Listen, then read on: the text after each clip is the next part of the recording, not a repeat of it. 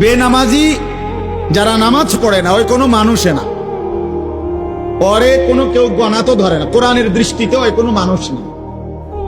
রাসূলুল্লাহ সাল্লাল্লাহু আলাইহি সাল্লামের হাদিসের দৃষ্টিতে যার কপালে সেজদা নাই ওই কোনো মানুষের বাচ্চা না, ওই জানোয়ার।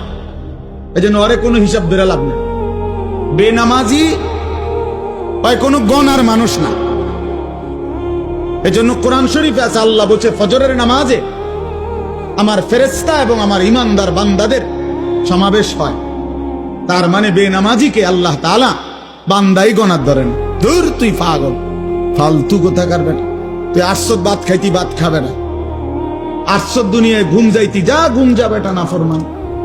আটশো পেশাব পায়খানা ধরলে পেশাব পায়খানা করবি, খাইবি, ঘুমাইবি, যৌন চাহিদা পূরণ করবা, খালাস। এরই নাম জিন্দিগি। এ তো জানোয়ারের জিন্দিগি। এক জানোয়ারও গরু, ছাগল, কুকুর, বিড়ালও খায়, ঘুমায়, পেশাব পায়খানা করে, যৌন চাহিদা পূরণ করে। এই জন্য গরু, ছাগল, কুকুর, বিড়ালেরও বাচ্চা কাচ্চা হয়, হয় না? তাহলে বোঝা গেল তারও যৌন চাহিদা কি হয়? পূরণ। তাহলে এই জন্য নামাজবিহীন জিন্দিগি মানুষের জিন্দিগি না, বেনামাজি মানুষ না। বেনামাজি চতুষ্পদ জন্তু, শুধু এ দুইটা ঠ্যাং কম, এতটুকুই তফাৎ।